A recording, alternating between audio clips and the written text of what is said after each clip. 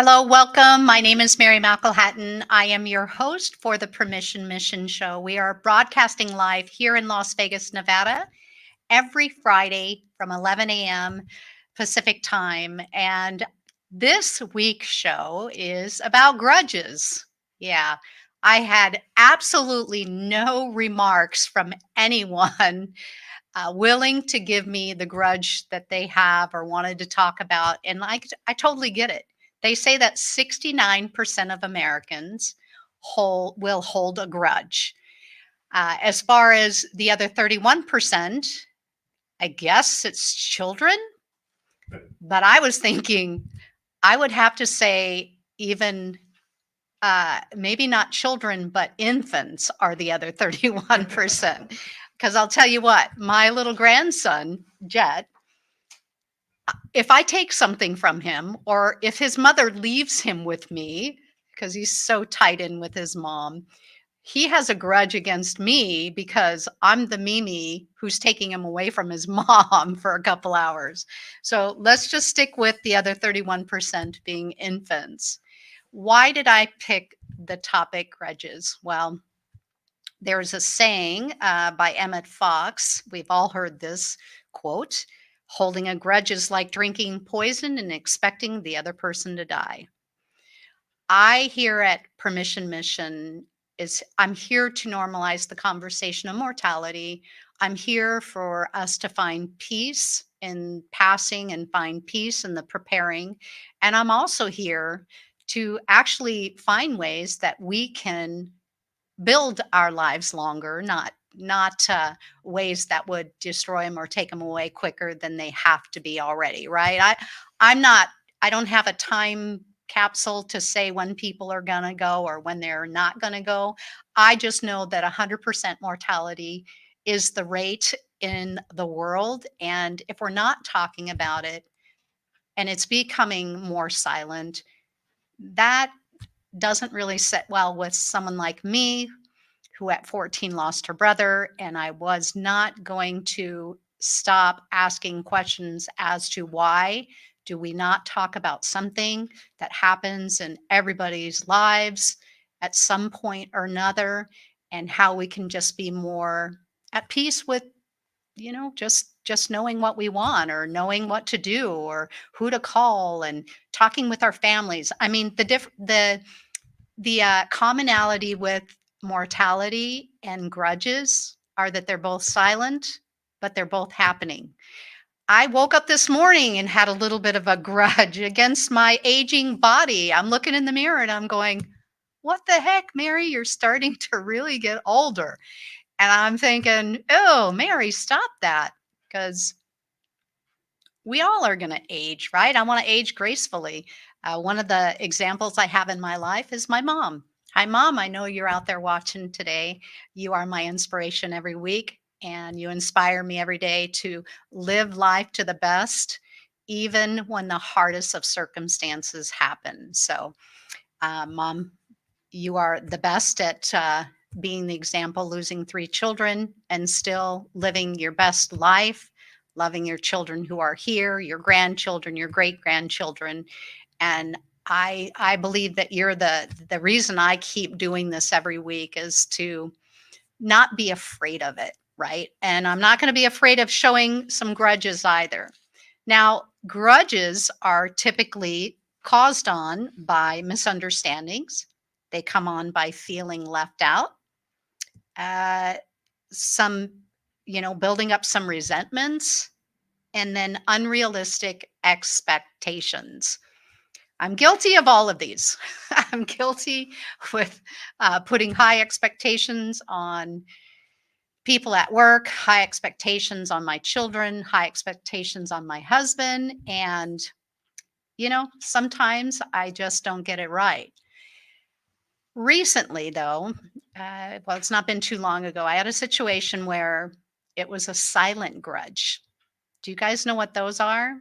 Those are the ones that you think there's no like energy on a person because they said something out of, just saying it in conversation. And what really happened as I decided to do this show it kind of surfaced its ugly face, and I had to really take a look at it. And I was just telling John, who produces the show every week here at the WWDBTV, that I had lost some sleep over it because I was thinking it wasn't a grudge, and the reality of it, it kind of snuck up. So here's the situation. So this person was super proud of his children and their accomplishments and everything that was going on in their lives. And I too, I've been watching him over the years, and I love this family. I love he and his wife and their boys. And I tell you, um, one day we're just in conversation. I'm like, wow, what's going on? What's new?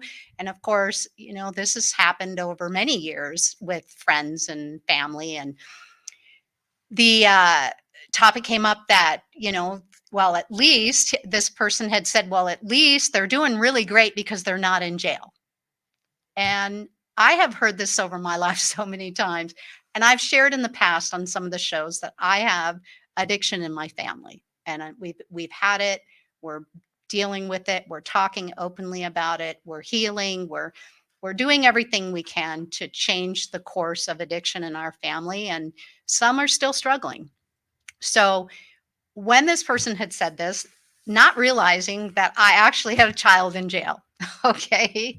And I am so used to not saying anything because, again, I don't know, just embarrassment or not wanting to um, talk about addiction, because I think a lot of people they can't do anything about it. So it's a topic where they're like, "Oh, I don't want to really talk about it because I don't know what to do." And I get it. Of all people, I get it. So I kind of just I didn't say anything, and I went on about my day. And then I got a call from this person who said, "I need to meet with you. And I just need to there's something really important I want to talk to you about." I'm like, "Okay, yeah, let's just meet for coffee." And so we meet for coffee, and this person looks me straight in the eye and says, "I am so sorry." And I'm like, "About what?" He I am so sorry that I said what I said, that, my kids are going to, these great schools and graduating college and going off to the Navy. And then I said, "Well, at least they're not in jail." And I said, "Yeah, okay. So," and he goes, "I know that you deal with that."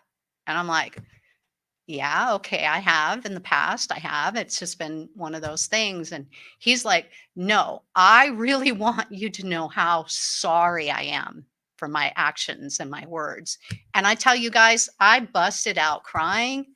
I couldn't hold back. I was like, "Dang, you're right. Thank you for helping me realize that when people would share with me what was going on with their kids, I would kind of shut down inside. I didn't want to share, "Hey, yeah, yeehaw, my kids are all in jail. This is what's going on with my family today." And it was a pivotal moment because that silent grudge that I had against people's families doing well, or children doing even better, than my own, I had no idea what effect it was taking on me, or the toll it was even taking on my kids, because, I mean, we're all doing the best that we can. Some are doing better than others. But when it comes to people and when it comes to mortality, it doesn't matter whether people are doing good or bad, or smarter or not smarter, or better jobs or not better jobs. And mortality is simply just, we're all in it together. So I could not thank this person enough for helping me overcome one of the silent grudges that I had against other people. And it wasn't their fault. It was simply something that I personally was passing over and not recognizing what was really going on internally. And being able to bust through that and like really be happy for people now, because it's not, again, I want children to do good. I want my own children to do good. And what I realize is they're doing good. They're doing the best they can with what they have at this particular time in their life. And who knows what the future holds.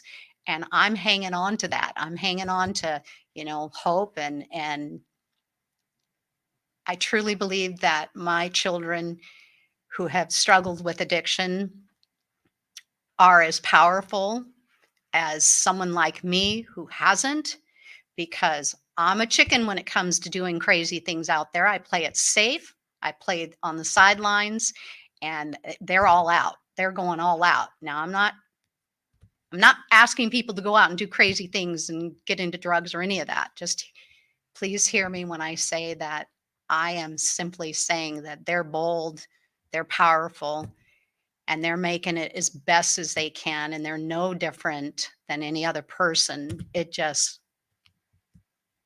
The timeline. It's just the timeline. Anyway, so this grudge thing, it is something, again, that I truly believe too that's not going to go away, because we have grudges sometimes showing up for work. We have people we work with. Sometimes we don't get along with everybody. And I want to just share the difference between a healthy grudge and then an unhealthy grudge. So, a healthy grudge is just to identify that if you're with somebody who says something, it's either you hear something, they say something, or you feel a certain way with somebody that you don't like, that develops and creates a grudge. A grudge is something we're always going to deal with in this lifetime because of the fact that we live with people. And some people are easier to get along with than other people. My husband and I were on the show. We are absolutely opposite when it comes to, he's got an opinion for everything, and I'm more of a peacemaker where I just want everything and everybody to get along. And he's a matter of a fact guy. He likes to just have question things, and it it what makes us so different and unique, but also not so fun sometimes to deal with, because I want everybody to get along, okay? And that's just not the case. So I love that I learn from a man every day who has questions for me that I sometimes don't want to answer, but it is what it is. So I don't know about you, but if you're in a workplace that you may not always see eye to eye with somebody, that it's okay. That can be a healthy grudge. That can just mean that you identify that this person either doesn't like you or doesn't like your style or whatever. Um, you know who I'm talking about, because everybody works with people. Well, no, not everybody. Some people work by themselves, but majority of people work with people. So we have to deal with how these grudges affect us or not. I'm trying to keep people alive. And the number one life taker in this world today is stress. It's heart and stress. So if the heart's involved and stress is involved and mortality is involved, wouldn't we want to know ways of just dealing with life a little bit easier? Healthy grudges are, yeah, I know Dan's out there watching the show today. He loves that I brought his name up. Okay, you guys. We all love to be acknowledged. That is the truth. That's in one of these things. The common grudge is to be left out. Just don't leave people out. Don't leave people out. So in the workplace, you might not always get along with this person or like how they act or whatever, but you have to still work together. So the healthy grudge would just be to just say, hey, look, I'm different. You're different. You see things the way you see them. I see the way I see them. But there's no energy other than that. Like, that's a healthy grudge. A healthy grudge gives you direction, not disconnection. We need those. There are certain people we don't need to keep going back to get the same result, that they're not wanting to be our friend. It's okay. There's 9 billion people in the world. It's okay that some people don't like each other and some people do. It's all right. So I've learned that that's a healthy grudge. An unhealthy grudge. An unhealthy grudge is when you're going to take it further. You're wishing ill feelings on another person. The dictionary, the dictionary of a word grudges, a persistent feeling of ill will or resentment resulting from a past insult or injury. Also, being resentfully unwilling to give, grant, or allow something. We get people mad. We do. We get people mad. And the reason why is because we're coming from our own point of view and not somebody else's. So, unhealthy would be to take it a little bit further. And that means not only are you resistant with these people or this situation, but then you go into resenting the situation or the person. And then the next one is the revenge. We know traffic accidents are a huge cause for early deaths. So, resentment is obviously, or revenge is obviously sometimes when those accidents happen because there's the road rage going on. And it's not a healthy place to be. I'm not a psychologist. I'm not a doctor. I'm not a therapist. I'm someone who works in the largest funeral industry in the world, 8 times larger than any other. I see a lot. I've learned a lot. I feel like I've been in college the last 10 years learning on this side what's most important to be able to come out into the world, into the families, into the homes of people to help us learn that ways that we're dying, ways that the fact that we are going to go, how to prepare for it a little better, how to be kinder to people on the roads. The results are already showing that because we don't talk about mortality, nobody wakes up even having a thought about getting out there on the road and getting angry and upset and causing a possible accident. I don't think they're ever done on purpose, but I think that unconsciously we're not thinking about mortality. So, how would you even identify with maybe calming it down if a situation escalates? So, that's what I am working with, you guys. And grudges is something that's never going to go away. It is 100% proof, again, unless you're an infant. But I was even thinking, I had a child who, if she could change her own diapers at 2 weeks old because I wasn't fast enough, I'm even thinking she might have had a little bit of a grudge on her mom not being quick enough for her personality. There's no wrong way to do it when it comes to talking openly and proudly and boldly about mortality and ways like grudges and forgiveness and all of these things that could either contribute to our day ending quicker, or how about just having some awareness to let some of these grudges go away and enjoy some more quality of life.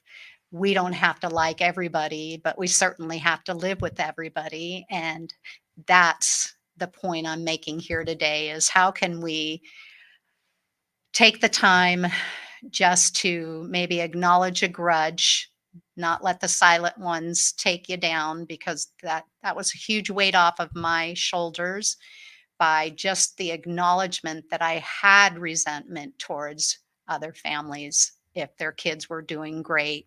I'd see on social media what they were posting. And listen, my kids were doing great too.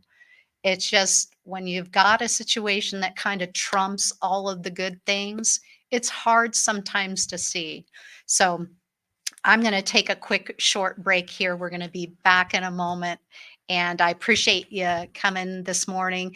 Like I said, I encourage you to be bold and openly and proudly discuss your grudges, because talk with somebody you care about and loves you, who's not going to judge you, but you can talk about them, because otherwise they are just sitting all right here on the heart.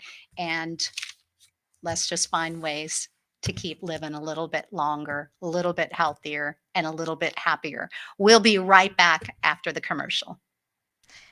Introducing See Us Now Staffing, led by yours truly, Laura Nowlin. As the founder and president, I bring over 17 years of expertise in sourcing for talent, building winning teams of professionals, marketing, and workforce development. At See Us Now Staffing, we're not just a staffing agency. We're your strategic partner in building a winning team of professionals for your business. My passion for community service extends to connecting entrepreneurs with local resources. Recognized by the Small Business Administration as the 2022 Nevada Family-Owned Business of the Year, we're not just changing the workforce landscape, we're defining it. Welcome back to the Permission Mission Show. My name is Mary McElhatton, and I am your host today. We are broadcasting live here in Las Vegas at the WWDBTV, and also you can catch us on Facebook for Permission Mission and also Mary McElhatton. We also, any of you who want to share this live broadcasting today, it is posted in YouTube under Permission Mission.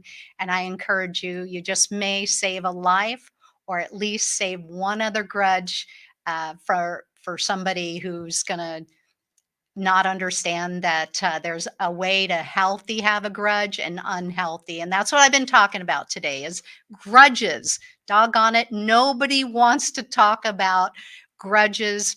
Nobody wants to talk about mortality, which is all what the Permission Mission Show is having peace in the conversation, having peace in the preparing of it, and also finding peace in the ones who have passed already.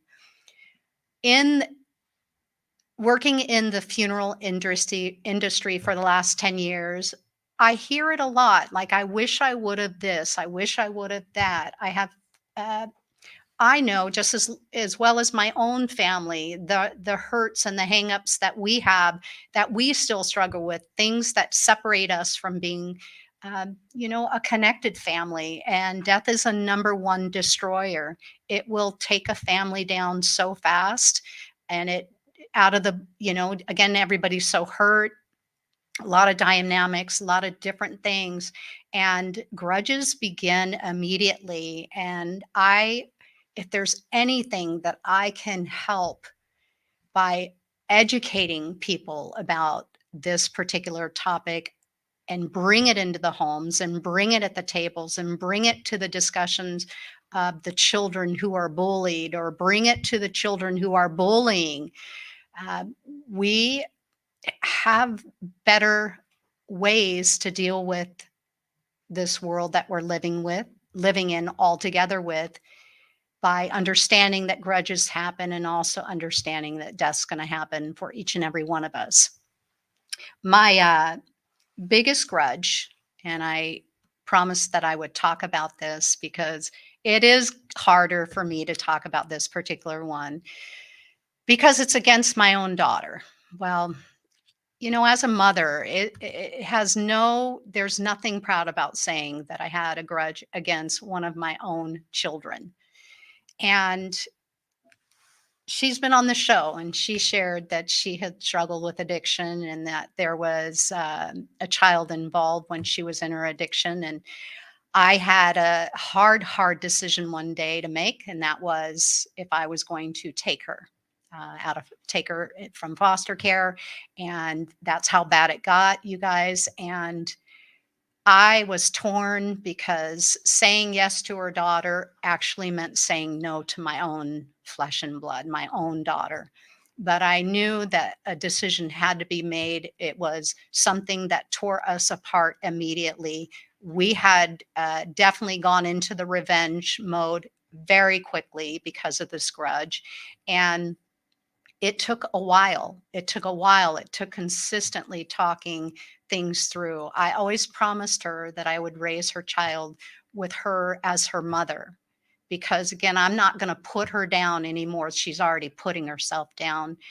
I was simply going to, and my husband was simply going to figure out, how can we make this decision and it not destroy our family that we worked so hard for building together. and staying connected. It was a rough few years, you guys. It was tough. There was a lot of hurt. There was a lot of hurting. There was a lot of yelling. There was a lot of things that we just didn't understand because the grudge part took over immediately because I took her child. And she now knows that it's a gift that I took her child because she's still with her.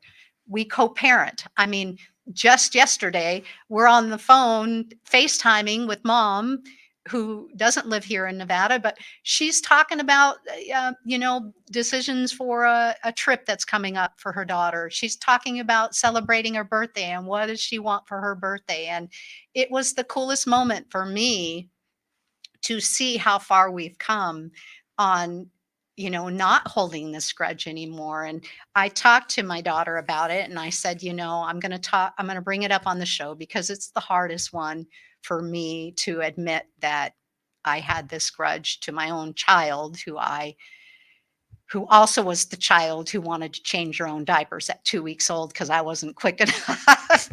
Do any of you relate? Do any of you have any children out there like that? She's a powerhouse, okay? And again, I'm a peacemaker, so the two of us. So I talked with her and she goes, Mom, please do. We've come so far. And I said, Kayla, what made you stop having a grudge against me? And she said, I chose love over loss. I choose love over loss. And that's the point I want to make here today, that grudges are real. They're going to happen, but and they'll continue to happen. I mean, just get on the road or get your food order wrong, or, have one of your teenage children, tell you they don't like you anymore because you're ruining their life. And, because you say no to something, or grudges are going to happen, mortality is going to happen, and just talk, people, please. Kayla and I had many, many, many, many, many talks over and over again. And we also identify that the grudge is never gone. It can be triggered by certain things. I'm more conscious of what things I say. We involve each other with her daughter's raising, and we also have compassion towards somebody who has really fought the fight to have a good life today. And she does. And it's not pretty and perfect, but it's a good life, much better on track than where it was before. So I don't know if there was any question. Did somebody post? I know that Dan had posted. Thank you, sweetheart, for your moral support every single week. And I wasn't sure if somebody else did. Love over the loss. Yes. Yes. Love over loss. And that, you guys take that and borrow it, use it and apply it, because our family's the only thing we have at the end of the day. And to be mad about something that typically most grudges are petty. There was a big study done, a very large majority of grudges are because of very petty things. And I don't think it's worth losing a friend or a family member over when it comes to, this. But again, I'm saying healthy grudge is if you have someone who's not healthy for your well-being, well, then that's just wishing them well. Just wish them well. Not everybody's going to get along. Not everybody's going to see eye to eye, but there's such a thing as just having a healthy grudge, not take it to the level that can very quickly escalate. And that is by the resistance, the resentment, and then taking it to revenge, which would ultimately never end good for anyone or anything.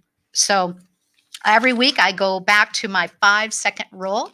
I love my 5-second rule because it's very applicable to what we're talking about today. The 5-second rule is favor inside.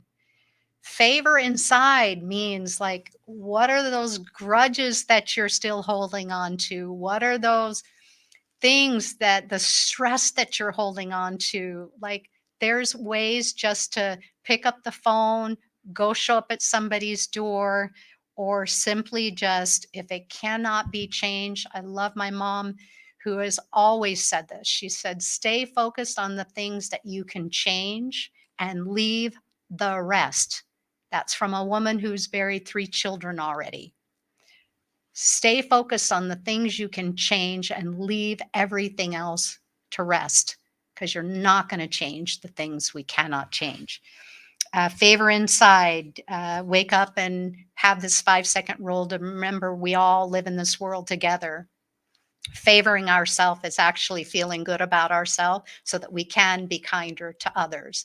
Valuing life is also valuing death. They both are hand in hand. Whatever amount of time we get in the middle of them, well, that's precious.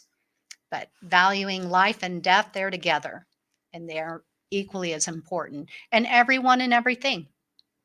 I know some people will think, yeah, that's impossible, Mary. Well, keep thinking it's impossible, and it is. But if you think that it's not impossible, then go and just value people, value yourself, value people, and you will feel better about your day. So hang on to that 5-second rule. Have a wonderful week. I'll be back here next week. And yes, next week's show, what is it?